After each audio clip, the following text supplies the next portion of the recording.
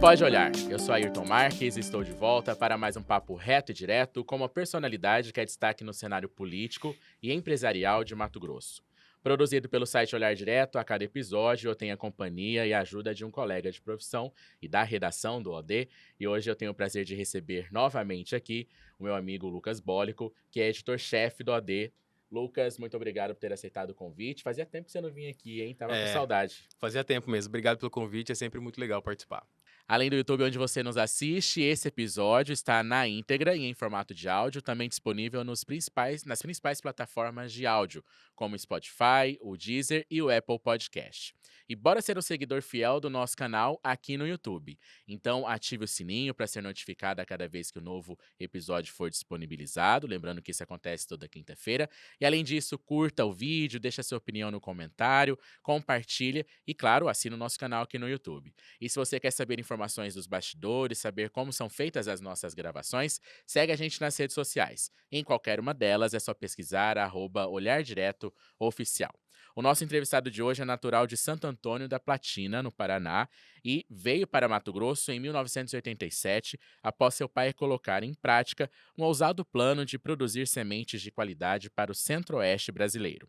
Bolsonarista confesso, é conhecido como Rei das Sementes. É presidente do Grupo Ato, que engloba diversas empresas da família que atuam no agronegócio.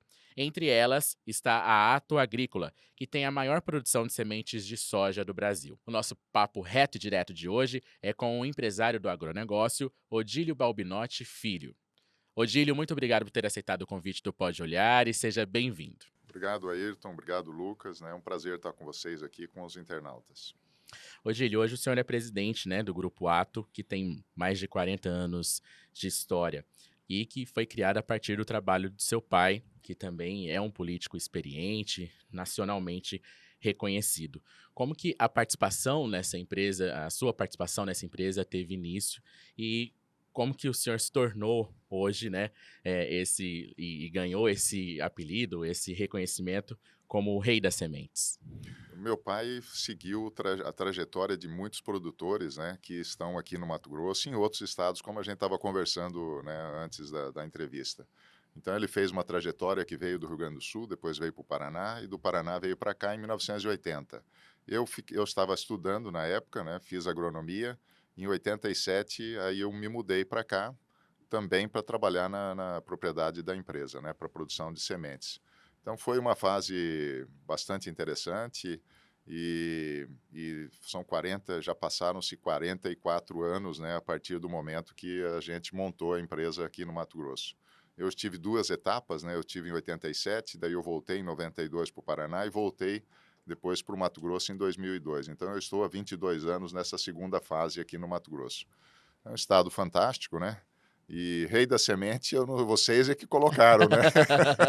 Essa, mas assim, Mas é a um empresa é reconhecimento, um né, pelo reconhecimento. A sucesso. empresa é uma empresa que cresceu muito, cresceu com as oportunidades que o Mato Grosso, né, e o Centro-Oeste oportunizaram, né? E realmente a empresa cresceu muito e a gente é reconhecido hoje nacionalmente. Mato Grosso sempre foi reconhecido por ser um estado de grandes oportunidades. O senhor, a sua família, é exemplo disso, né? De famílias, de pessoas que vêm de outras regiões, especialmente do Sul, e que aqui conseguiram construir família, construir uma questão mais empresarial, seguiram um trabalho, né? O senhor acredita que hoje o Estado ainda é esse estado de oportunidades no país? E o que é preciso ainda fazer para que Mato Grosso tenha esse reconhecimento também, continue dando essas oportunidades não só aos matogrossenses, mas também a outras pessoas que se mudam para cá? Aqui, esse estado é um estado fantástico, né? Eu sempre brinco com o meu pessoal que nós estamos mal começando, né? Eu acho que são camadas de prosperidade, né, que vem acontecendo no Mato Grosso. Mato Grosso tem oportunidade realmente para todos, ela acolhe muito bem todos que vêm para cá, né? Inclusive hoje nós estamos em pleno emprego, né, e atraindo cada vez mais pessoas para o nosso estado. Agora é uma época. Então, tem a agricultura que continua avançando para as regiões onde tem uma característica que se adapte bem à agricultura, ou seja, tem muita oportunidade ainda de crescimento em pastagens degradadas e assim por diante. Mas agora nós estamos numa fase mais de industrialização. e que vai ser muito fantástico isso aí, porque ela acumula, ela traz mais uma oportunidade de renda, uma renda melhor, oportunidades de emprego melhor, melhor arrecadação e, com isso, a possibilidade do Estado fazer mais investimentos e melhorar ainda mais a infraestrutura do Estado.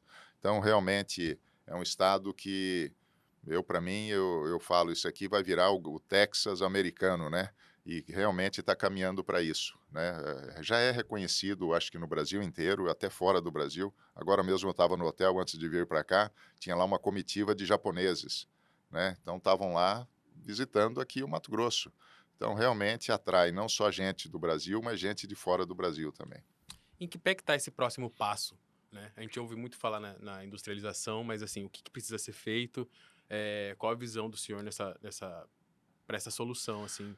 Então, a industrialização, como qualquer outra atividade mais técnica, ela precisa, primeiro, de mão de obra qualificada. Então, acho que nós temos aí uma oportunidade de maior qualificação da mão de obra para que ela possa aproveitar essa oportunidade e também atrair empresas. As empresas precisam disso. Precisa de energia, precisa de conectividade, ou seja, precisa de uma infraestrutura, né, que realmente suporte essas empresas. Mas o principal é uma mão de obra qualificada. Então, nós precisamos investir em educação, educação técnica, né? Esses dias mesmo, o deputado Medeiros, eu estava conversando com ele, ele me pôs em contato com o pessoal de uma universidade, a Mackenzie, e a Mackenzie está vindo para o Mato Grosso. E o objetivo deles é realmente fazer uma qualificação melhor da mão de obra, já num nível mais superior, ou seja, para atender esse tipo de demanda. Então, o pessoal está enxergando todas essas oportunidades. Eu acho que realmente o caminho é a educação, realmente, para dar suporte para esse crescimento. Mas tem outras coisas que são as infraestruturas, né, necessárias. E hoje o grupo que o senhor preside, administra, não é focado apenas na questão da produção de sementes, mas também há uma preocupação e um investimento em tecnologia, em ofertar tecnologia aos clientes, aos produtores que adquirem os produtos da empresa, né? É, Como que isso é trabalhado? a nossa empresa é uma empresa de tecnologia, né? Na realidade, nós atendemos o agricultor, o produtor, com sementes, né? Nós temos programas de melhoramento de plantas, ou seja, que é uma parte mais sofisticada ainda do desenvolvimento da agricultura, e temos também plataformas digitais, né? Então, pouca gente conhece, mas nós temos um grande programa de plataformas digitais, temos o Plantap, temos o AgPro, temos o radares meteorológicos, são fabricados em São José dos Campos e colocados aqui no Mato Grosso. Hoje já tem 8 radares, ou seja, a gente está aí dando suporte tecnológico para o produtor. E além dessa questão empresarial, o senhor também tem o seu pai que é um grande político, um político reconhecido, foi vereador, prefeito, deputado federal por 4 mandatos, né? Essa decisão de, nos últimos anos, também começar a participar, pelo menos de forma mais pública, da política, foi por uma influência paterna? Eu tive política em casa por muitos anos, né? Meu pai militou por 37 anos na política, né? Foi vereador, foi prefeito, deputado federal diversas vezes. Então, realmente, eu vi ele na política. E enquanto ele estava na política, eu não me senti, né, com vontade de ir para a política. Mas hoje ele saiu da política, né? Meu pai se aposentou, né, dessa parte política. Então, eu estou vendo também, e eu cheguei, acho que numa idade que realmente eu tenho condição de colaborar com a minha experiência e também estou realizado profissionalmente, né? A minha empresa é uma empresa profissionalizada que consegue andar sem necessidade de eu estar junto, né, na empresa. Então eu me senti mais à vontade para também colaborar politicamente, né? A política é a melhor forma de você realmente trazer resultados para a população. A empresa ajuda, lógico, a empresa ela dá empregos, ela paga impostos, né? Ela gera uma riqueza Pode que é desenvolver boa, alguns projetos também, né? ajuda, né, a sociedade, ajuda muito a sociedade. Mas através da política você causa realmente um impacto muito maior. Então é por isso que eu estou pensando, né, trabalhando aí para construir a minha candidatura para governo do estado. E como que se deu esse movimento, né? O nome do senhor começou a aparecer pontualmente, assim, em veículos nacionais, falando sobre doação de campanha e tal. Aí o senhor começou a ganhar mais conhecimento do público, né? Mas como que se deu essa aproximação, assim? O senhor sempre teve essa consolidação ideológica mais à direita? Foi uma construção, enfim? Explica pra gente esse movimento mesmo, como que Eu sempre fui convicto de que a direita dá as melhores respostas para a sociedade, né? Isso sempre foi meu pensamento, né? E veio amadurecendo, né? E com a vinda de Bolsonaro, né? E Bolsonaro despertou, o grande, ele atraiu, né? A atenção nossa para que realmente a gente se preocupasse com política, porque é através da política que se consegue fazer as grandes transformações. E quando você não ocupa espaço, né, você tem outros ocupando esse espaço, né? É isso que a gente viu, né, ao longo desses anos, e agora, efetivamente, né, eu quero participar exatamente nesse grande movimento que está acontecendo no Brasil de direita para ocupar esses espaços políticos e dar a nossa contribuição, trazer realmente essa política da direita, né, que é uma política que não é o poder pelo poder só, Uhum. né, é o poder para realmente fazer, trazer benefícios para a população. É uma coisa bacana, tem uma diferença muito grande aí, né, porque o poder pelo poder é aquele que ele entra, ganha a eleição e já está pensando na próxima, como é que ele faz, e esquece dos compromissos que ele assumiu na campanha. Tô pensando mais na Nós, carreira, né? Faz nós tudo pra não. ficar lá, né? Nós estamos realmente, esse pensamento da direita é um pensamento de fazer pela sociedade também, que realmente ela tem as respostas adequadas, né? E hoje o senhor é próximo do Bolsonaro, né? Como que se deu essa aproximação, assim? Como que o senhor chegou até ele? Foi, primeiramente por afinidade mesmo, né? Afinidade de valores e princípios, né? Eu acho que é tudo assim, na direita hoje é muito por valores e princípios. O pessoal não entende direito como é que esse movimento se criou, como é que está esse grande movimento no Brasil, mas é por valores e princípios, né? São conservadores de direita, Deus, pátria, família, ou seja, questões, né, realmente relacionadas a valores. Então isso foi nos atraindo, né? Foi nos aglutinando. E Bolsonaro é o nosso grande líder, né? E realmente soube falar isso muito bem para a população e chamou atenção. E aí acabei me aproximando, né? Eu sempre fui na campanha dele, fui um doador também de campanha, então tive lá conversando, né? E me O senhor, colocando sempre à só para a campanha disposição. dele, o senhor deu 600 mil, né? Eu Em acho que foi, eu não me 2022. recordo direito, mas eu acho que foi alguma coisa nessa quantia. E aí o senhor já o conhecia pessoalmente nesse momento? Não, Ainda não. eu conheci nesse momento. Eu Certo. conheci nesse momento. Certo. Aliás, eu conheci até antes, eu minto. Nós tivemos não sei se vocês lembram que eu acabei declinando, né, recuando da minha De uma candidatura em candidatura ao governo. 2022, né, que foi a eleição, exato. É. Em 2022 eu acabei indo lá conversar com o Bolsonaro, levado pelo deputado Medeiros, Uhum. né, e o deputado Gali, eles me levaram para conversar com o Bolsonaro. Então aí foi aí que eu conheci, né? Aí depois a gente sempre agora, né, tem oportunidade de estar conversando. Odílio, aproveitando o gancho das doações, só na campanha desse ano o senhor apareceu aí no ranking nacional de doadores em quarto lugar. Foram 4,7 milhões. Para ajudar a campanhas de prefeitos, a exemplo de Rondonópolis, onde o Cláudio Ferreira foi vencedor. Aqui no segundo turno o senhor também ajudou o Abílio Brunini em Cuiabá, na eleição dele. Também fez doações para partidos políticos que estavam nesses arcos de aliança, partidos ligados à direita e ao conservadorismo, né?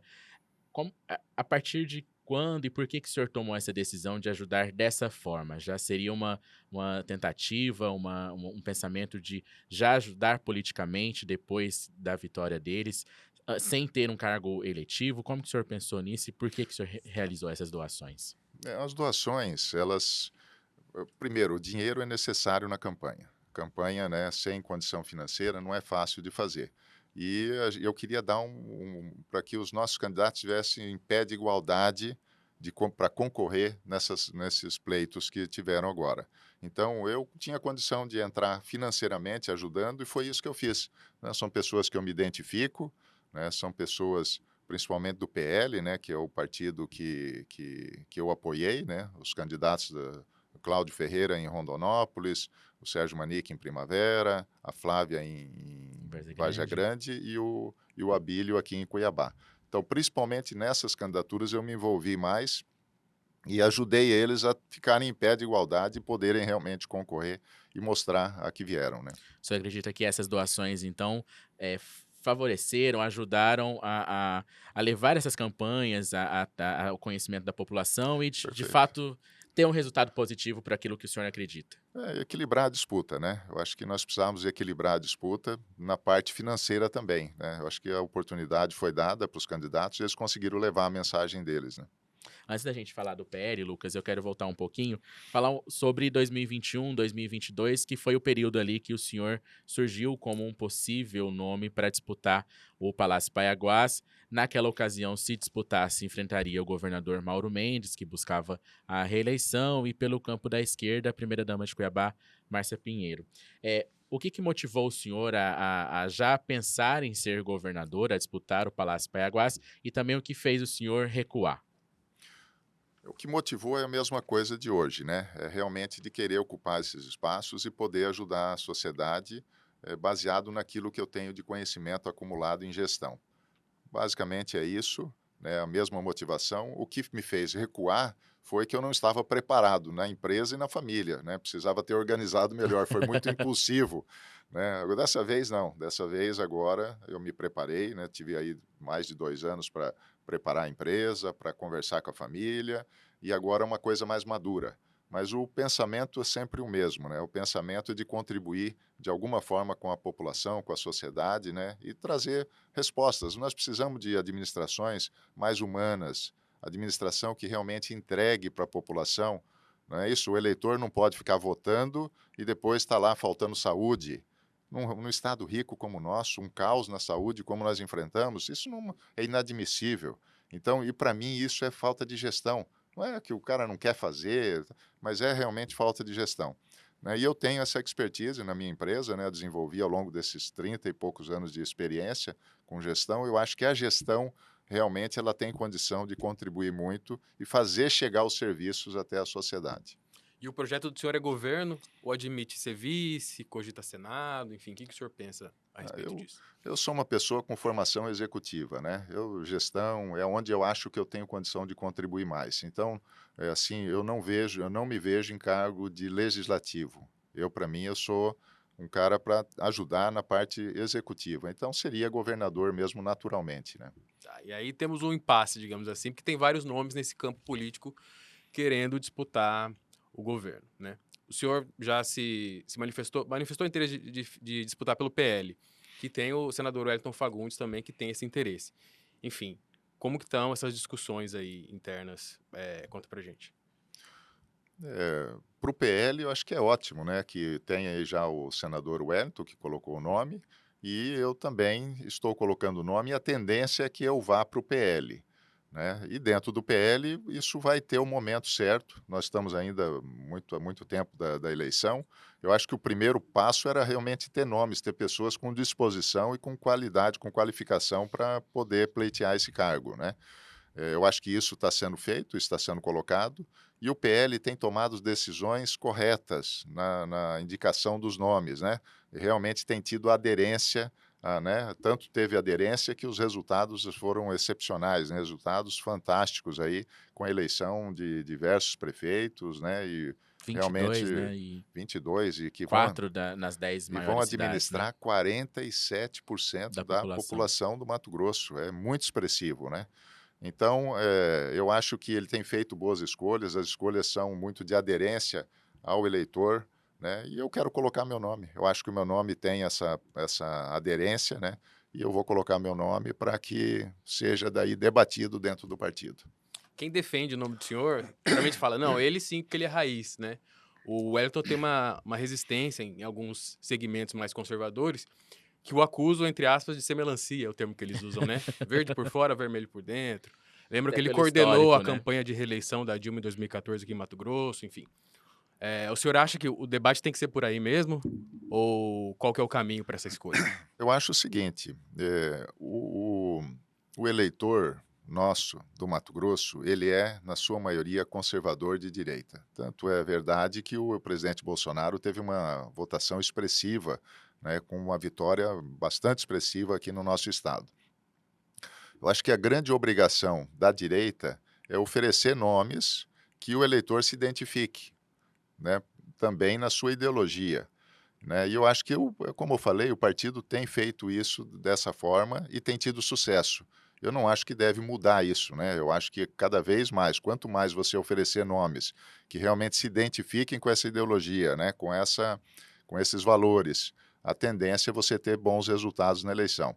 Eu acho que nós temos condição, o PL, com esse resultado, né, fantástico aí de quase 47% da população do estado vai estar sobre governos do PL, ele tem a obrigação de colocar candidaturas, né? Porque realmente você vê que tem uma empatia, tem realmente uma, né, uma conexão aí com o eleitor do Mato Grosso.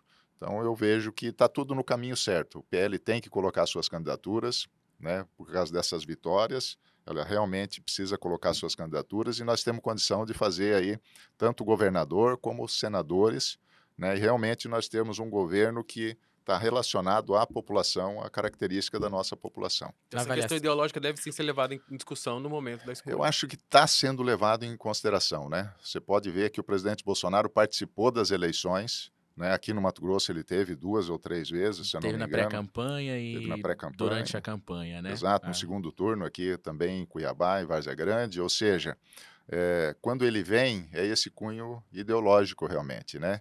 E você vê que ajudou nas eleições, tanto que nós tivemos esse sucesso. Eu não acho que dessa fórmula deve ser mudada, né? Eu acho que realmente nós temos que caminhar nessa direção. mas na avaliação do senhor, o senador Wellington seria o representante de fato desse bolsonarismo raiz, dessa direita raiz em Mato Grosso? É, Eu, Por conta do eu, histórico eu, dele? eu acho que isso é uma decisão do partido, né, que tem que ser tomada e tem que analisar os nomes que estão colocados, né? Aquele que tiver maior aderência é o que tem que ser realmente colocado para governo do estado. Odílio, a gente acabou de eleger prefeitos, né? O PL teve um bom resultado. E o senhor, aproveitando esse momento de fortalecimento da direita, esse bom momento, o senhor tem começado a trabalhar esse projeto para 2026. O senhor acredita que não é um tanto quanto cedo para já começar essa discussão e já se apresentar? O senhor não teme que, nesse tempo, o projeto do senhor acabe enfraquecendo e o senhor não consiga ter força para de fato ser o candidato? Então, Ayrton, eu também acho que é muito cedo, mas eu estou sendo sugado, né, entre aspas, né? Assim, a gente realmente tem tido um apoio muito grande. Eu não sei, né, o que aconteceu, mas realmente os nossos amigos, os políticos, né, têm tido uma aderência muito grande. Eles têm falado comigo, então acaba puxando a gente para essa discussão. Eu também acho que é muito cedo, né? Tem aí 2 anos pela frente, mas eu acho que eu, por ser uma pessoa desconhecida, se eu tenho essa vontade, eu preciso me fazer ser conhecido, né, diferente de pessoas que já estão na política há muito Há muito tempo, tempo, né? é diferente, né, já são conhecidos, não é essa o desafio. O meu desafio é ser conhecido, é que as pessoas né, realmente conheçam as minhas propostas, eh, e então acho que acaba sendo oportuno para mim por esse motivo também, né, mas realmente ainda faltam 2 anos, né. Na história de Mato Grosso, a gente teve alguns casos de governadores que vieram desse setor empresarial e do agronegócio, né? A gente tem Blairo Maggi, o próprio governador Mauro Mendes também, que é um empresário de sucesso. O senhor acredita que Mato Grosso ainda precisa de um gestor para administrar as contas, para fazer os investimentos que são necessários? E é por isso que o senhor acredita que tem o perfil ideal para esse cargo? Perfeito. Gestão nunca é demais, tá? Quanto melhor a gestão, uma gestão mais com maior qualidade, né, uma gestão mais eficiente, ela acaba usando melhor os recursos públicos, acaba produzindo mais resultados para a população. Então, gestão, para mim, nunca vai ser demais, né? Eu acho que sempre, quanto mais você tiver uma qualidade melhor na gestão, melhor para a política. Aliás, eu acho que é isso que falta na política. Em muitos Uhum. lugares, os resultados não são bons e você vai ver é uma dificuldade de gestão, né? Então, quanto à questão do perfil, né, o perfil do Blair, o perfil do Mauro, realmente vieram do mundo empresarial, né, e fizeram as suas contribuições aí para o Estado, né? E eu, dentro da mesmo alinhamento, eu acho que eu tenho essa qualificação, né, que é um plus realmente que me ajuda a pensar que eu tenho condição de dar também bons resultados para uma administração pública aqui no Estado. Como que o senhor avalia a gestão do Mauro? Vamos ouvir o Bob Notti político, assim, né? Faz uma avaliação para a gente ver a tua visão sobre essa gestão aí. A avaliação da gestão é uma gestão que agregou, né, uma gestão que agregou principalmente na parte de infraestrutura, né, mas eu acredito que tem muita coisa para ser feita ainda. Acho que cada um põe a sua camada de contribuição, né, eu acho que ele deu a camada dele de contribuição aí, mas tem muita coisa para ser feita nesse estado, né? O estado é muito grande, precisa de infraestrutura, né? Foi feito infraestrutura, uma parte, mas nós precisamos de muito mais, né? Então, acho que essa talvez seja a marca, né, do governador Mauro Mendes, que seria esse investimento em infraestrutura, mas precisamos muito mais de infraestrutura, mas como eu falei para vocês, para mim, nós temos aí uma grande oportunidade, né, que talvez seja uma coisa que ainda falta para o nosso Estado, que é uma gestão realmente pensando mais nas pessoas, né, pensando mais no ser humano. Se você olhar custo de vida, né, você pega custo de vida no Mato Grosso, altíssimo. Esses dias eu tive com um empresário do atacadista aqui de Cuiabá, e ele comentou comigo uma caixinha de chá, né? Ele falou assim: um chá leão, né? Você pega lá de São Paulo para cá, é 50% mais caro. E não é o frete, são impostos. Então, eu acho que nós estamos com uma sobrecarga de impostos no Mato Grosso, que nós precisamos reduzir. Nós precisamos realmente que a população tenha um custo de vida menor, porque senão o salário não dá. Ele chega no mercado e sempre está muito caro e consome todo o recurso que ele recebe. Então, isso, com certeza, nós precisamos fazer. Quando você reduz impostos, tem uma máxima, e nós vimos com o Paulo Guedes, né? Quanto mais ele reduzia os impostos, mais arrecadava. Por quê? Porque também movimenta a economia, né? Você movimenta uma pessoa que ganha R$ 2.000, você reduz os impostos, reduz o custo da mercadoria, ele não vai deixar de gastar os R$ 2.000. Ele vai continuar gastando, só que ele vai comprar mais coisas. Então, eu acho que essa é uma parte que tem que ser atacada, realmente reduzir o custo de vida do mato-grossense. Aí tem a questão de saúde, que nós estamos com um problema seríssimo em média e alta complexidade, filas, isso não pode, né? Você fica doente, você tem que ser atendido rapidamente. Então, nós temos isso também para ser resolvido. Nós temos o turismo, que precisa ser melhor aproveitado no Mato Grosso, né? Nós temos regiões fantásticas e que são mal utilizadas ainda. Ou seja, tem muitas oportunidades pela frente e eu acho que é isso que alguém pode agregar aos governos que vieram aí até agora. E o senhor imagina o seu projeto de eleição aliado ao grupo do Mauro? O senhor pensa numa aliança com eles, com a União Brasil? Então, eu ainda nem no PL estou, né? Uhum. Então, eu não posso falar pelo PL, não posso falar. Eu acho que o PL vai ter que conduzir, o presidente, né, o Ananias, vai ter que conduzir essas conversações, né? Eu acho que sempre é possível, né, mas é uma coisa mais a nível de partido e é o momento certo, né? Nós estamos muito longe, realmente, para isso nós estamos muito longe, Mas né? enquanto Não é liderança, impossível. o senhor não vê com restrição. Enquanto liderança, o senhor não vê com restrição uma aliança sua com o Mauro. Deixando a questão partidária para depois, mas enfim, para a gente Eu acho entender. que é possível, Uhum. né? Vamos pôr dessa forma. Eu acho que é possível, mas ainda, como eu falei, eu nem estou no PL e eu acho que está muito longe ainda para esse tipo de decisão e tenho certeza que o PL vai tomar a melhor decisão dos apoiadores, né? Daquelas parcerias que são necessárias para que você chegue no pleito de forma viável, né?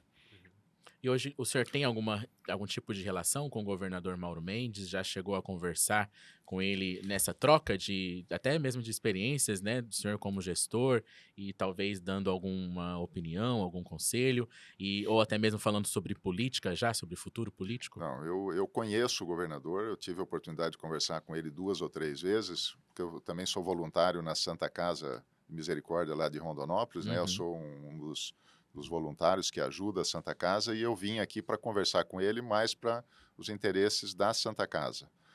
Mas, assim, sobre política mesmo, eu nunca tive a oportunidade de conversar com o governador Mauro Mendes. Dentro do PL, a gente já tem algumas lideranças, até mesmo o deputado federal José Medeiros, que fala sobre essa possibilidade de uma composição, né? Tendo o senhor como candidato ao governo, Mauro candidato ao Senado e ele como também a segunda cadeira ali de candidatura ao Senado, já que em 2026 serão 2 vagas ao Senado Federal.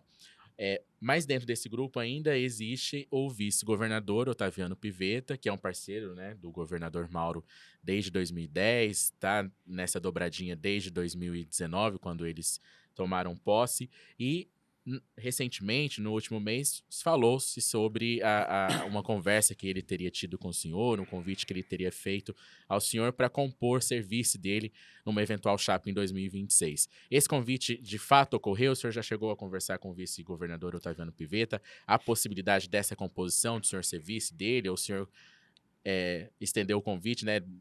Rebateu o convite e convidá-lo a ser vice dele, do senhor? Eu vi, até saiu uma matéria, alguma coisa sobre isso, né? Mas efetivamente, o que aconteceu? Não teve nenhum convite nesse sentido, certo? O que teve, realmente teve uma conversa, há uns 3 meses atrás, antes da eleição, né, para prefeito, onde ele me ligou, né? E eu tenho o telefone dele, ele tem meu telefone, né? A gente se conhece, porque nós é do meio agrícola também. E ele me ligou para falar da política mais municipal, né? E em determinado momento, ele comentou comigo, falou: Odílio, você precisa entrar na política. E eu falei: eu estou pensando em entrar na política, né?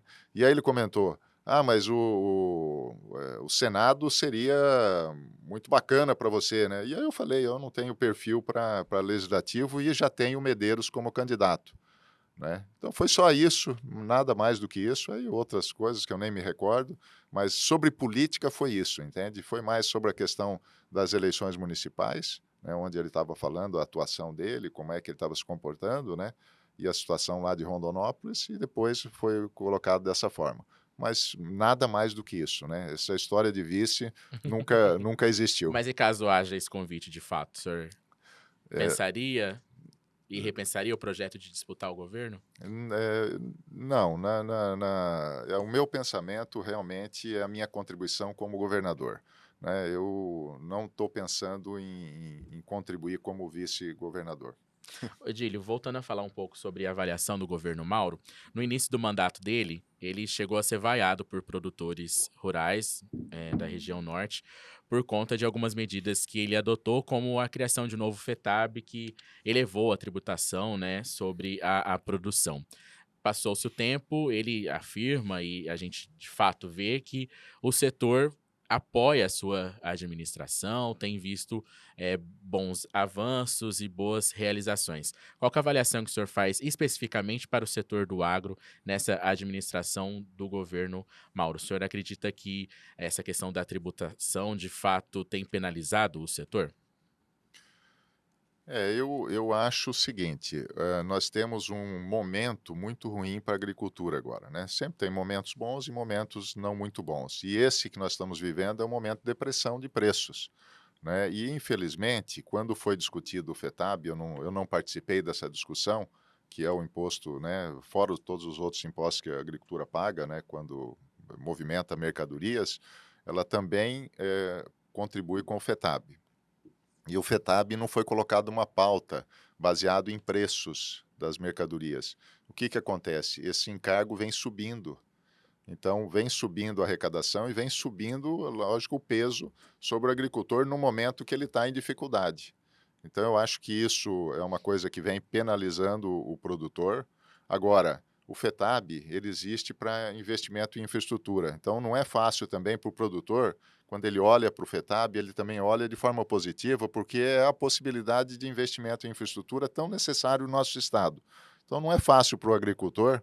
Eu acho que a avaliação quando ele é beneficiado com asfalto que passa perto da propriedade dele, ele fala, não, justifica Aham. o que eu estou pagando. Às vezes, aquele que não está ainda sendo beneficiado, ele fala, nossa, mas eu estou sendo, né, prejudicado nesse momento. Então, no conjunto da coisa, eu acho que essas estradas que foram feitas, essas rodovias, né, que estão ajudando a integrar o Estado, o agricultor aprovou. Então, eu acho que isso está sendo aprovado e é uma coisa que tem que continuar e tem que aumentar na realidade, né? Porque o nosso Estado é muito grande e precisa ser integrado. As pessoas que estão nos rincões, em todos os cantos do Estado, têm que se sentir, né, realmente atendidos pelo Estado. Então, isso tem que continuar, né? O senhor citou alguns pontos que são, na visão do senhor, são necessários de mais investimento, como a questão da saúde, mas atualmente o que a gente tem mais preocupado, o que a população tem mais preocupada é em relação à segurança pública, né? Ao crescimento das facções criminosas, a crimes que são ordenados de dentro das prisões. Eh, o governador até lançou um pacote de medidas para tentar frear esse crescimento, né, do crime organizado no estado. Mas na visão do senhor, o que pode ser feito, o que é necessário ser feito para trazer mais segurança e frear esse crescimento do crime organizado? Antes tarde do que nunca, né? Eu acho que avançou demais, né? Isso aí é uma coisa que eu acho que passou meio despercebida, né? E esse avanço realmente preocupa hoje toda a população do Mato Grosso, né? Eu sou ali de Rondonópolis, moro em Rondonópolis, né? E ali também nós temos um avanço do crime organizado, que é o pior tipo de crime, porque ele realmente ele avança quando não tem presença do Estado. É por isso que eu falo que é importante o Estado ocupar todos os espaços, né? Realmente integrar o Estado, integrar e dentro das cidades a presença do Estado é fundamental, né, em todos os bairros, para que a população sinta atendida pelo Estado. Senão, o que acontece? Vêm as facções e eles viram o Estado. Né? Eles acabam atendendo, dando segurança e cobrando por isso e, de certa forma, escravizando a população, porque ela fica insegura em reagir àquela situação. Nós temos 2 caminhos, né, sempre tem 2 caminhos, e eu para mim, é assim mesmo que eu penso. Nós temos o caminho de dar oportunidade para as pessoas, de integrar, do Estado realmente participar, e eu para mim tenho o outro lado, que é o lado de realmente ir para cima. Nós temos que ir para cima e combater o crime, com rigor. Então são 2 coisas que você tem que trabalhar sempre, né, a oportunidade e realmente coibir o crime de forma bastante forte. O que seria isso? De maneira concreta, assim, pra gente idealizar.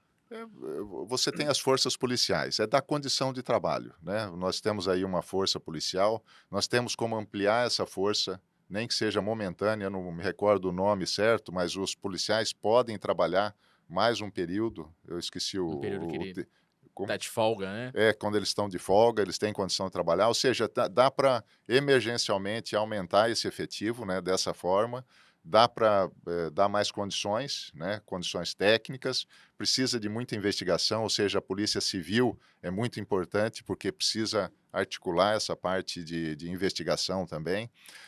Ou seja, tem que dar Uhum. apoio, né? Quando você dá foco, o governador está fazendo isso agora, a tendência é que você dê uma resposta melhor para a sociedade. A própria sociedade, ela ganha confiança quando ela vê o Estado se mexendo, né? Se mexendo, falando sobre a situação, porque senão pensa que aquilo está esquecido e acha que aquilo não vai ter solução. Também tem muito da questão psicológica também. A população ajuda a reagir, né? A própria população ajuda a reagir contra o crime organizado quando vê que o Estado também está dando essa atenção. O senhor falou sobre até do objetivo, da necessidade de se ter um governo mais voltado às pessoas, né? E a gente vê em Mato Grosso uma grande desigualdade social, com pessoas, com um pequeno grupo de pessoas muito rica e a maioria, um grande grupo de pessoas muito pobre. A gente viu em noticiário nacional nos últimos anos aí, até fila dos ossos aqui em Cuiabá, onde famílias, pessoas se enfileiraram na porta de um açougue para receber doação de ossos. Como que o senhor vê essa questão do Estado? Como que o Estado pode atuar de fato para tentar trazer mais equidade, para que todos tenham uma equiparação salarial, uma condições mais iguais, não tanta desigualdade? Perfeito. Ó. Então, acho que você falou uma coisa importante. Tem uma desigualdade, mas não é uma desigualdade causada por aquilo que teve sucesso.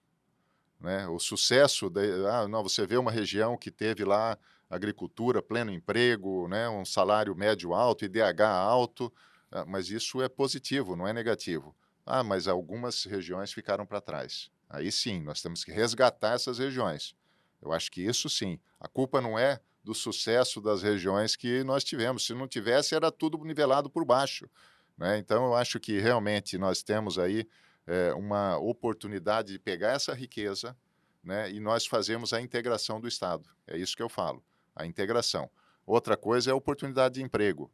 Né? Você precisa ver a vocação das regiões. Turismo, né, como eu estava falando, nós temos lá, nós temos o Araguaia, né, nós temos o Pantanal, nós temos o Chapada, nós temos um monte de oportunidades que são regiões, às vezes, que não têm vocação para agricultura, mas têm vocação para turismo. Então, nós temos que incentivar, né, pegar formação.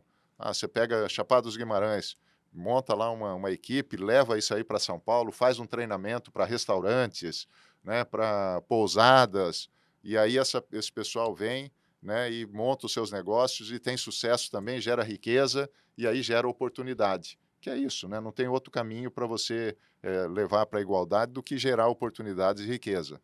Então, para mim, eu acredito muito nisso, da gente procurar a vocação de cada região. Ah, Cuiabá. Cuiabá nós precisamos ver qual é a vocação de Cuiabá, né? Realmente aqui tem uma população muito grande, nós precisamos aproveitar essa população, essas pessoas que querem trabalhar, né? Que querem também realizar os seus sonhos, né? As pessoas querem realizar os seus sonhos, elas querem prosperidade. Então, trazer prosperidade para o Estado de uma forma mais igual, você tem toda a razão. Esse eu acho que é um dos grandes objetivos de quem governa o Estado do Mato Grosso. Odílio, a gente já falou um pouco sobre a relação do senhor com o ex-presidente Jair Bolsonaro, mas eu quero aprofundar mais um pouco sobre esse assunto. O ex-presidente ele foi condenado em 2 processos e está inelegível, né? E, além disso, ele acabou de ser indiciado pela Polícia Federal como líder de uma organização criminosa que teria planejado um golpe de Estado para mantê-lo no poder após a derrota nas eleições de 2022, né? Diante desse fato, dessa complicação jurídica, digamos assim, do ex-presidente, como que o senhor analisa a situação dele para 2026? Eu analiso o seguinte: eu acho que ele ainda vai ter oportunidade de concorrer à eleição, porque o povo quer. Em Nós vinte e temos seis em 26. Nós temos mais de 50% da população hoje. Foi feita uma pesquisa esses dias, não sei se vocês viram, ele está na frente do Lula nas pesquisas de opinião. Como é que uma pessoa dessa, com esse prestígio, né, com esse apoio popular, vai ficar fora de uma eleição? Né, nós vimos o Lula foi resgatado exatamente por isso, provavelmente por isso, né? Foi resgatado lá por uma minúcia, né? Uma pequena coisa lá, foi descondenado e veio a concorrer na eleição. E foi importante, né? Porque ele representa também uma parte importante da população. Eu acho que isso também com Bolsonaro deve acontecer. Nós devemos ter a oportunidade de trazer ele de volta para a elegibilidade e ele ser realmente o candidato da direita, porque é a pessoa que mais, hoje, né, a proeminente, que tem a maior respeito e possibilidade de ganhar a eleição. Mas o senhor vê um ambiente político para isso? Porque essa discussão da anistia, a passos lentos, mas vinha avançando. E aí, de repente, vem agora esse inquérito da Polícia Federal, o indiciamento. As notícias que saem nacionalmente, pelo menos, é que o humor do Congresso teria mudado com relação a isso. O senhor que transita nos bastidores da direita, o senhor acha que existe uma possibilidade dele voltar ao jogo já em 26 mesmo? No dia que saiu aquelas questões todas, deu realmente um susto geral, e eu acho que tem esse efeito mesmo. Mas passou uns dias e o que nós vimos de novo é que é tudo muito frágil, né? E essa fragilidade fez reforçar a anistia novamente. Então, de novo, voltou, está discutindo normalmente essa pauta lá no Congresso, e a anistia seria para todos pra, não só para o de 8 de Janeiro? janeiro, né? Uhum. Para o pessoal de 8 de janeiro, mas também ampliada também, no caso, para o Bolsonaro também. Ou seja, eu acho que são muitas questões políticas, jogadas políticas e tal, a gente nunca sabe o que vai prevalecer. Mas do jeito que eu vi agora, com essa fragilidade, né, dessas acusações, né, desse inquérito, eu não estou vendo isso realmente implicando aí na questão política, né? Eu tive em Brasília esses dias e, desculpa, você vê que o ambiente continua o mesmo de antes, né? Uma vontade de uma anistia, de pacificar o país e de nós realmente enfrentarmos aí o futuro, né, com tudo em aberto, sem essa polarização, essa coisa esquisita que nós estamos enfrentando aí hoje. Uhum. Eu queria também ouvir do senhor umas consequências para a direita enquanto campo político mesmo. Que uma das defesas que vocês fazem, a gente falou de segurança pública agora, é do fortalecimento das instituições, né, das investigações, da polícia, sempre é uma defesa do policial, enfim. E do rigor no combate ao crime.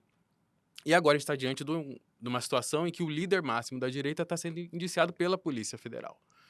Uma defesa, como o senhor fez, de que é frágil, né, um relatório de mais de 800 páginas, isso também não enfraquece esse discurso da direita mesmo, de defesa da segurança enfim, custe o que custar? Quer dizer, quando é um dos nossos, há uma relativização? Nesse sentido da minha Não, pergunta. custe o que custar, nunca, né? Porque em relação às instituições, a direita é conservadora, ela conserva, ela quer instituições fortes. O que às vezes acontece, em algumas situações, é que as instituições são utilizadas para alguma coisa irregular, né? São utilizadas de forma irregular.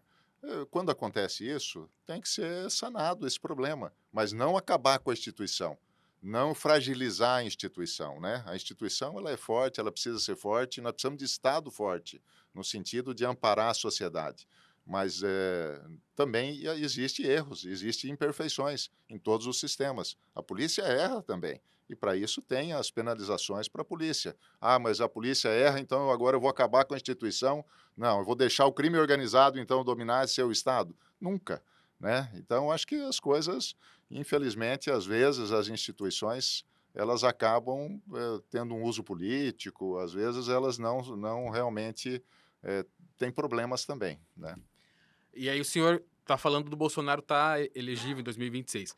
Mas imaginando um cenário que isso não seja possível, que aconteça eventualmente uma prisão, digamos assim, o senhor acha que isso também pode fortalecer a direita no sentido de vê-lo como uma vítima de uma perseguição, já que o senhor está apontando fragilidades no inquérito e tudo mais? O senhor acha que também isso pode ter um efeito contrário, caso ele venha a ser penalizado ou mantido fora do jogo, das pessoas enxergá-lo como vítima, quem acredita nele, e isso fortalecer ainda mais o seu...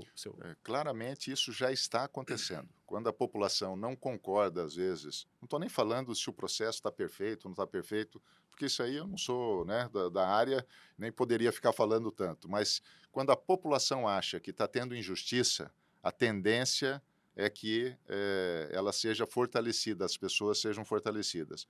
Eu acho que quanto mais perseguirem o Bolsonaro, como o negócio da baleia, quando ele falou com o embaixador, ele está condenado porque ele falou com embaixadores, né? Falou sobre urnas eletrônicas, tá?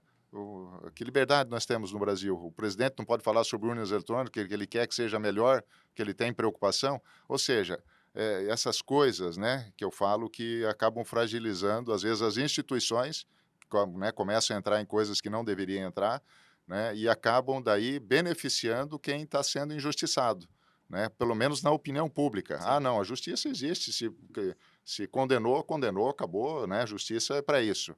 Mas se a população tem essa percepção, ela acaba realmente fortalecendo essa parte que acha que foi injustiçada. Uhum. O senhor citou rapidamente aí a conversa do Bolsonaro com os embaixadores. E como tem muita gente que está conhecendo o senhor agora, né? Vai conhecer pelo podcast, eu queria fazer umas perguntas até para entender o que o senhor pensa. O senhor acredita nas urnas eletrônicas? O senhor acredita que a eleição do Lula foi legítima? Qual que é a visão do senhor sobre esse... Que o sistema é confiável, né? A justiça eleitoral é Eu sou uma confiável? pessoa de tecnologia, eu tenho 36 programadores, né? Eu tenho programas, softwares e até tenho condição de falar com bastante tranquilidade, propriedade, né? De que a tecnologia ela veio para ajudar. Tecnologia é tecnologia, ela é fantástica. Agora, mais do que a tecnologia, é você ter a confiança da população naquilo lá que está sendo colocado. A tecnologia, eu confio na tecnologia. Né? Às vezes eu não confio nas pessoas que às vezes estão manipulando a tecnologia, porque como qualquer situação, ela pode ser manipulada. Né? Os meus softwares lá, de vez em quando, dão erros ou são invadidos. Eu tive uma invasão, há 2 anos atrás, uma invasão dos meus softwares e que alteraram coisas no meu software. Ou seja, isso existe, já não pode... Tá. Mas se a população, a tecnologia em si é fantástica e precisa dela, e olha a apuração, né? Que coisa bacana, né? Eu acho muito bom. Mas que precisa ter uma camada, né? Para que a população se sinta segura, que às vezes não entende tanto de tecnologia, uma camada de segurança, eu não tenho dúvida que precisa ter, né? E esse o voto impresso, né? Em paralelo, como tem na Venezuela, e que ajudou agora, inclusive, a contestar um resultado que está todo mundo contestando, o mundo inteiro, e só foi possível contestar porque tinha lá o voto impresso. Se fosse só o eletrônico, não teria como contestar, porque não teria as fichas, né? As fichas da votação. Então, eu sou a favor de que a gente caminhe para uma confiança da população na eleição. Eu acho que isso é muito importante para pacificar também o país. Na avaliação do senhor, essa pulga atrás da orelha da população não foi colocada justamente por Bolsonaro e pela direita? Não, pulga atrás da orelha é porque a tecnologia ela não é perfeita mesmo, ela tem as suas falhas e eu acho que todo mundo quer camadas de segurança. Falar no assunto, isso aí, se a gente for ver quem contestou primeiro foi o PSDB, lá atrás na eleição do Aécio, ou seja, não tem nada a ver com a direita, né? Foi o PSDB é centro, né? Centro-esquerda até, e foi eles que contestaram.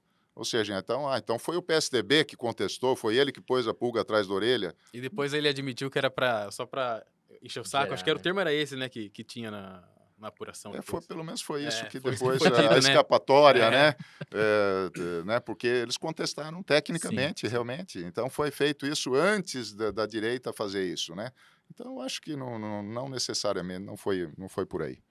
Odílio, recentemente o presidente Lula afirmou que representantes do agronegócio têm problema, entre aspas, com o governo petista por uma questão ideológica. Ainda sobre essa relação com os produtores rurais, o petista ressaltou que o setor viveu os melhores momentos nos primeiros 2 mandatos dele, né, em relação a investimentos e oportunidade, e afirmou que o problema não é falta de dinheiro nem investimento para o setor. O senhor concorda com isso? Qual que é o problema do setor com o presidente Lula e com a esquerda? Para mim, está muito relacionado à insegurança jurídica. Não é questão financeira. O agro hoje ele é muito independente, né? Ele já teve uma fase que ele dependeu mais de financiamentos. Hoje não. Hoje ele tem os financiamentos privados. Ele se vira. Então, o agro está muito independente de governos, de direita ou de esquerda. Isso não faz diferença. Mas a parte de segurança jurídica é fundamental. O que eu falo em segurança jurídica? Invasão de terra. Né? Nós temos o direito à propriedade no país, né? A propriedade é legítima, mas as invasões acontecem em 2023, né? Só em 2023 aconteceram mais invasões do que todo o governo Bolsonaro. Ou seja, ele é muito leniente, né? Ele acaba incentivando, pela maneira que conduz a política, ele acaba incentivando esse tipo de invasão. E isso deixa o agricultor muito incomodado, né? Porque é a propriedade do produtor. Né? A outra coisa, nós temos um marco temporal, né? O marco temporal foi votado de novo no Congresso, né? E agora está lá, né, sendo discutido de novo no STF. Ou seja, fica uma insegurança muito grande. Será que a minha propriedade daqui a uns dias vai virar, né, uma reserva também? Né? Então, sendo que nós temos um marco temporal lá de 1988, né, da Constituição, que falava que acho que era 5 anos, se eu não me engano, era todas as propriedades que tinham deveriam ser demarcadas demarcadas, nesse né? período. Naquele período, e depois não podia mais incluir outras, né? Outras áreas, ou seja, era uma pacificação também nesse sentido, né? E abriu-se a discussão novamente. Então, isso incomoda o produtor muito mais do que questões financeiras, ou se tem empréstimos ou não tem empréstimos, é mais a segurança jurídica realmente E para a questão trabalhar com ideológica, o senhor tranquilidade. acredita que está dentro disso? Sim, isso aí já é uma questão ideológica, né? Essa maneira de tratar essas questões já é uma questão ideológica. Você pegar reservas no Brasil, reservas indígenas, né? Querem ampliar as reservas indígenas. Nós temos menos de 1 milhão de índios no Brasil e nós temos 12% do território com reservas indígenas. 12%. Você vai nos Estados Unidos, é 2%. Então nós já temos bastante, Mas então para que aumentar ainda as reservas indígenas, né? Nós temos menos de 1 milhão em relação a 220 milhões que é a população do Brasil. Então eu acho que tem muita questão ideológica aí que realmente incomoda, né? A agenda ambiental do governo também incomoda? Do governo federal? Eu acho que Ou o discurso, pelo menos? o discurso, né? Eu acho que na questão ambiental nós temos realmente incomoda muito, porque é sempre olhado para o produtor, de novo, como o vilão, né? Você pega os incêndios florestais, né, que aconteceram agora. Nós temos, vocês são aqui do Mato Grosso, sabe, as secas que acontecem e que pega fogo realmente, né, beira de estrada, em qualquer lugar, acontece os incêndios. E o produtor foi colocado de novo como alguém que estivesse fazendo a coisa errada, O vilão. um vilão, né?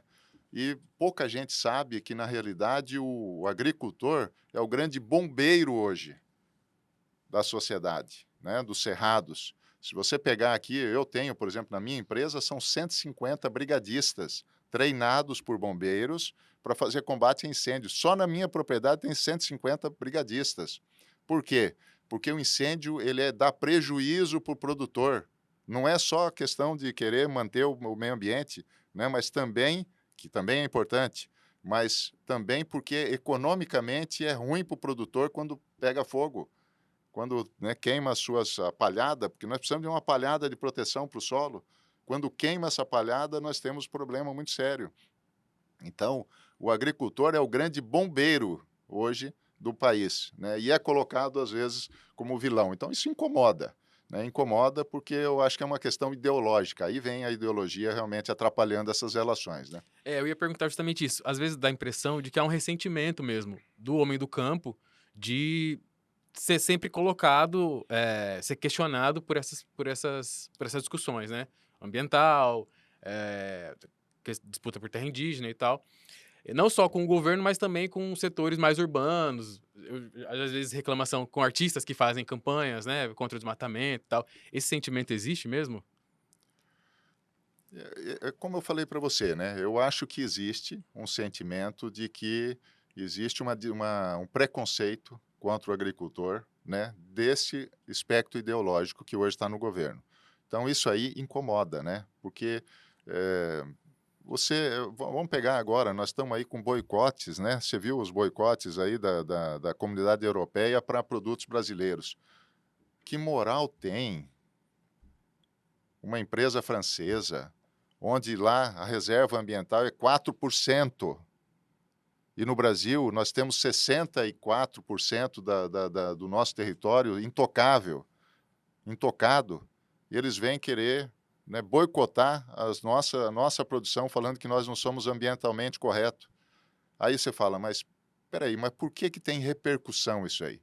Tem repercussão porque dentro do próprio país nosso, nós temos gente que pensa igual eles e acabam repercutindo e dando, né, oportunidade para que eles façam esse tipo de boicote, né, e passem por realmente cuidadores do ambiente. Eu acho que nós temos é ensinar, nós temos um código florestal fantástico. Não estou falando que não existe problema. Problema existe, crime existe em qualquer área. Mas crime você combate, né, com o Estado forte indo lá e coibindo esses crimes. Agora, ter o preconceito, né, contra o agricultor, como existe, e que acaba fortalecendo até coisas desse tipo, né, de boicotes internacionais, isso é um absurdo, né? Eu acho que isso nós temos que acabar, nós precisamos unir nosso país. A gente já tá chegando ao final do episódio, a gente tem que liberar o Odílio, que ele tem um outro compromisso. Mas só pra gente, rapidamente, pra gente finalizar essa questão da questão ambiental, o governador Mauro Mendes tem defendido aí a tomada de terras de produtores que cometem crimes ambientais como uma forma de aumentar, né, o rigor da punição de fato a quem não segue a lei, a legislação. O senhor concorda com essa medida? Eu acho muito temerário essa defesa dele nessa situação. Nós sabemos que nós não temos uma legislação. Qualquer dúvida, eu penso assim, ó, qualquer dúvida que tiver vai te questionar e vai te dar uma penalidade muito drástica. Não vai te dar a oportunidade de corrigir, às vezes, um problema. Então, eu sou contra. Eu acho que isso aí ele é uma defesa que eu não concordo. Eu acho que nós temos que continuar do jeito que está e realmente coibir com as leis que já existem e que às vezes não são efetivadas, que não são, né, cumpridas. Vou criar mais uma lei agora, vou penalizar mais ainda, mas é temerário. É temerário. Daqui a pouco nós estamos fazendo uma injustiça, né, e uma injustiça muito grave, que é tomar a terra do produtor. Eu acho que ele tem que dar apoio, né, fazer a coibição, né, com o Estado, e é isso que tem que ser feito, né? Eu sou contra. Tá, vou fazer a minha última então. Faz aí a Que a última, gente Lucas. falou da relação com o governo Lula em alguns aspectos, mas não falamos do aspecto econômico, né? A gente sabe das críticas que o setor tem, então eu queria fazer uma pergunta diferente. O senhor vê uma diferença substancial da política econômica do governo atual com o governo anterior, do Bolsonaro? Em que pontos, né?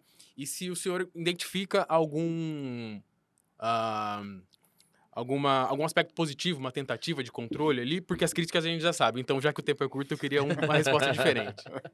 A resposta diferente é que nós somos diferentes, são governos totalmente diferentes, né? Nós tivemos o governo do Bolsonaro e tivemos com Paulo Guedes na economia e agora com Haddad, né? E uma ideologia totalmente diferente. A esquerda acredita em gasto público, que o gasto público movimenta a economia e gera, né, oportunidades, riquezas e tal. Isso é o que ele acredita.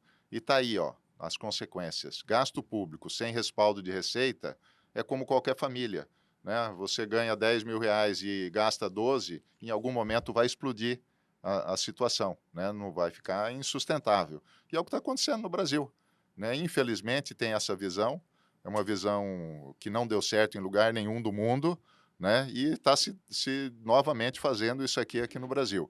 Então eu sou de uma opinião de que nós temos que gastar o que a gente arrecada. E com isso daí você dá segurança, com isso você não deixa o dólar subir, com isso não aumenta o custo de vida, né, para as pessoas, porque o dólar subindo puxa o preço de tudo, é combustível, e isso reflete em tudo. E é o que nós estamos vendo, né, o aumento de custo de vida e diminuição da capacidade das pessoas de compra, né, através do seu salário. Então eu sou bem crítico em relação a isso e não acredito que esse governo, por causa da ideologia, vá tomar medidas realmente que acalmem o mercado. Né? O mercado é frio, o mercado não tem... o mercado é simples, né? Se você tomar as medidas certas, ele reage rapidamente. Só que precisa tomar as medidas certas e não é fácil. Reduzir custos sempre é uma coisa muito difícil. É melhor buscar arrecadação, é melhor gastar mais, né? A minha pergunta era justamente nesse sentido. Para além da questão ideológica, o senhor vê, por exemplo, uma redução grande de gastos no governo Bolsonaro?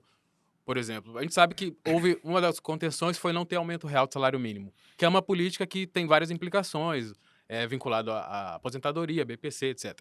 Teve também o não pagamento dos precatórios, que foi algo que ficou para o governo seguinte. Então, assim, de maneira concreta, o senhor vê que há uma diferença nas políticas, para além da questão ideológica, Uhum. né? No que as equipes econômicas estão Eu acho que é totalmente diferente. Totalmente diferente. Teve lá, segurou o gasto público, não se contratou mais gente, estava tentando se fazer a administração com o mesmo número de pessoas, agora não, você pode ver concursos públicos, uma das grandes aumentos do emprego, né, da melhoria do desemprego, né, o desemprego está menor, está relacionado a contratações públicas, ou seja, está aumentando o quadro público. Sendo que hoje nós temos tecnologias que fazem racionalizar a mão de obra. Quanto mais tecnologia, digital e assim por diante, você precisa de menos mão de obra. Não, está se contratando mais gente.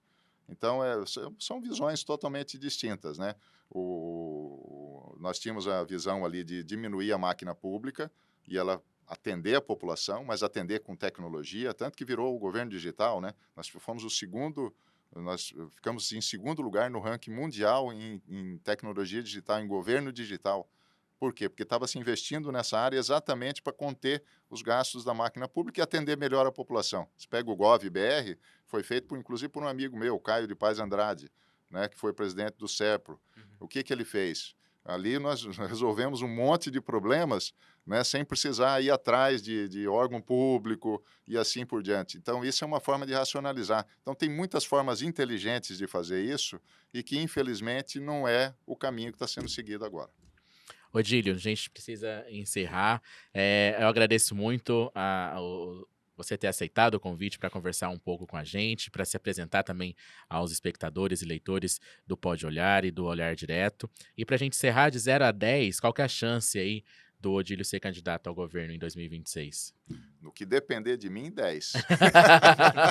Agora, não depende só de mim. Ótimo, muito obrigado, viu? E seja bem-vindo. A gente com certeza terá outras oportunidades para conversar até 2026, né, Lucas? É isso aí. Prazer conversar com vocês, com os seus ouvintes, né? Com a audiência. Foi muito bacana e eu estou sempre à disposição para a gente bater um papo.